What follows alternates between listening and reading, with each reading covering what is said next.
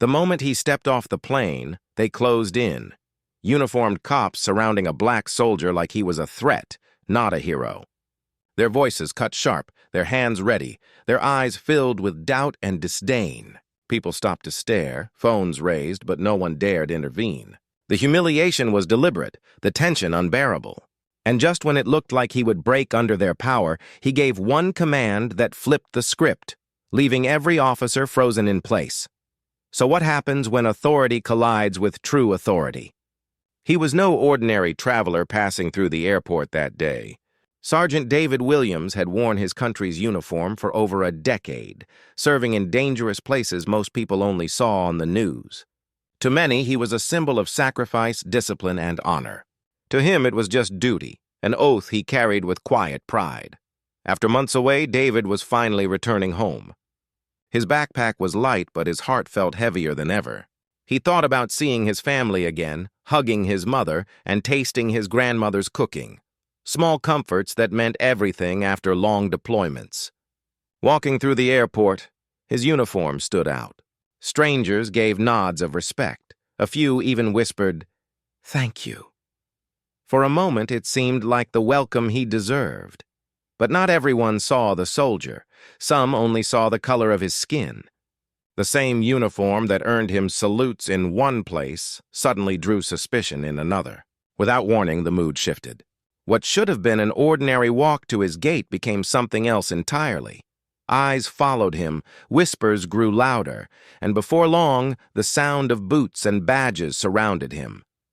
The respect he had earned overseas was about to be stripped away in his own country, at the very place meant to welcome him back. And in that instant, David realized this wasn't just about getting home, it was about surviving yet another battle. The first officer blocked his path. No greeting, no explanation, just a hand shoved out, palm stiff, like David was an intruder. Confused, he stopped, clutching his bag tighter. Then another officer appeared, then another, until 4 men in uniform stood around him, cutting him off from the crowd. "Step aside," one barked. People turned to watch. Whispers floated through the air. Some pulled out phones, eager to capture the spectacle. David's chest tightened. He wasn't being treated like a veteran returning home. He was being paraded as a threat. They ordered him to remove his boots, to empty his bag, to spread his arms wide as if he were smuggling something dangerous. Each demand sharper, colder, more humiliating. His medals, once a source of pride, clinked softly against his chest, now reduced to decorations no one seemed to care about. Passengers shuffled by, their eyes flickering with discomfort. Some wanted to help, but fear kept them rooted. Others watched with a morbid kind of curiosity, as though this was entertainment, not a man's dignity unraveling in real time. David complied at first, calm and steady. He had learned discipline, patience, the art of holding his ground under pressure. But the insults kept coming. One officer smirked as he held up David's dog tags, mocking the very symbol of his service. Another sneered, questioning if the uniform was even real, if the man wearing it had truly earned it. Inside, rage burned. Each word, each action chipped away at the years he had given, the blood he had shed, the respect he had earned. He clenched his fists, but still he stayed silent. For now, then came the shove. A sharp hand to his shoulder, forcing him back against the cold wall of the terminal. Gasps rippled through the crowd. His patience, his silence, it was all being tested in front of hundreds of eyes. And yet, even as humiliation mounted, David knew something the officers didn't.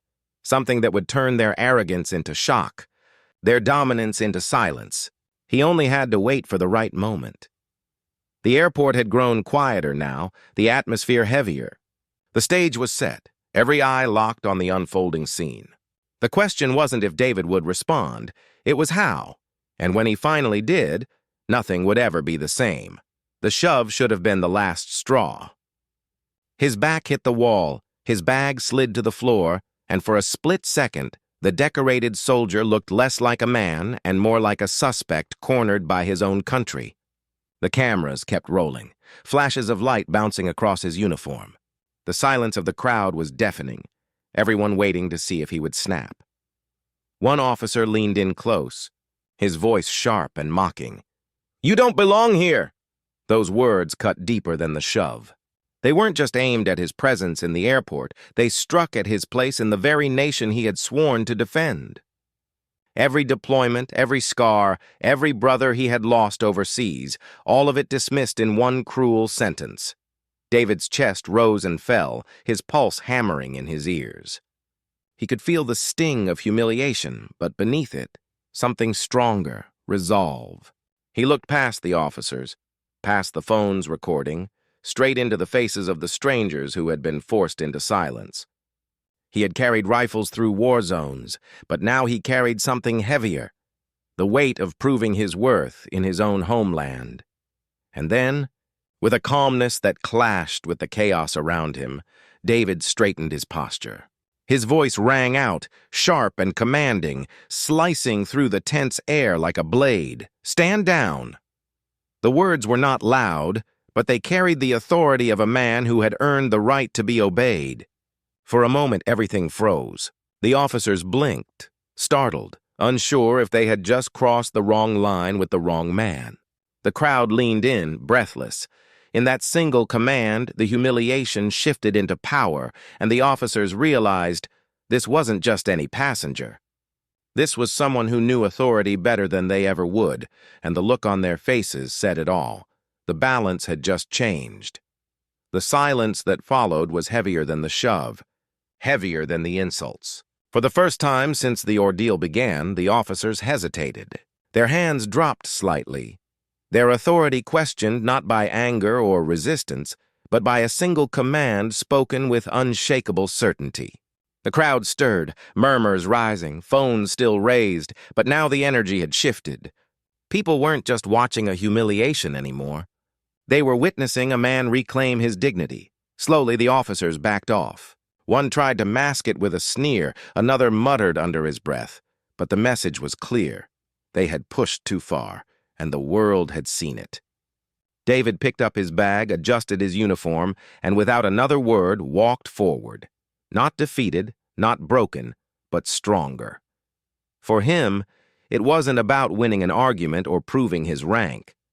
It was about refusing to be stripped of the respect he had earned. About reminding everyone in that terminal, and everyone watching later, that racism doesn't just attack identity, it tries to erase humanity. But dignity, once claimed, cannot be taken. The impact of that moment reached far beyond one airport terminal. It raised questions that can't be ignored. How many others endure humiliation in silence? How often do authority and prejudice intertwine to create injustice in plain sight? And how many bystanders choose their silence over their courage? David's story is a reminder that battles aren't always fought overseas. Sometimes they happen right here, in everyday places, against an enemy far less visible but just as destructive. So ask yourself, the next time dignity is stripped away before your eyes, will you stay silent or will you stand up?